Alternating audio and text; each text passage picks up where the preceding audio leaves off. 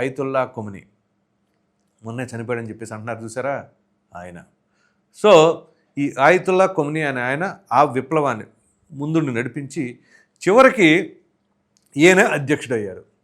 అక్కడ వరకు బాగానే ఉంది. ఇక అసలు కథ అంతా ఇక్కడ స్టార్ట్ అయింది.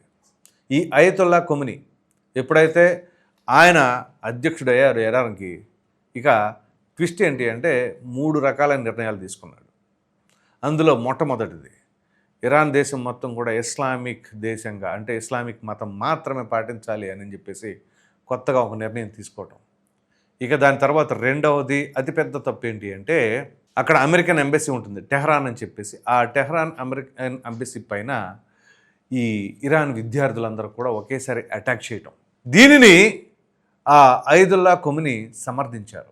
ఇక మూడవది అతిపెద్దది ఏంటి అంటే అమెరికాతో సంబంధాలు ఇటువంటివి ఉండవు, మేము ఆయిల్ మీకు సప్లై చేయం, మా ఆయిల్ని మేమే మాకు నచ్చిన చోట మాకు ఇష్టమైన వాళ్ళకి సప్లై చేసుకోవడం తప్ప మీకు ఇవ్వం.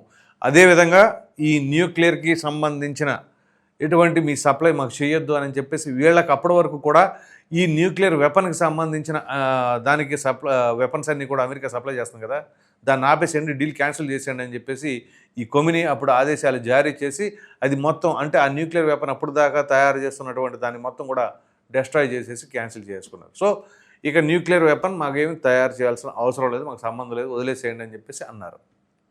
ఈ 3 నిర్ణయాలు తీసుకున్నారు. దీంతో అమెరికాకి ఏంటి అంటే మామూలుగా అప్పుడు ఎలా ఉంటుంది, ఇలా చేస్తారా, మమ్మల్ని ఇలా చేస్తారా, మాకు ఆయిల్ లేకుండా చేస్తారా అని చెప్పేసి అమెరికా గురించి కొత్తగా చెప్పుకునేది ఏముంది, ఒక విధంగా చెప్పాలి అంటే గుంటనక్కలాగా వ్యవహరిస్తూ ఉంటుంది, ఎక్కడ అవకాశం ఉంటే అక్కడ జంపు. సో ఇక ఇరాన్ మీద కత్తి నూరింది, ఇలా కాదు ఏదో ఒకటి చేయాలి వెళ్ళని అని. సో అప్పుడు వీళ్ళకి బ్రెయిన్లో తట్టింది ఏంటి అంటే ఇరాక్.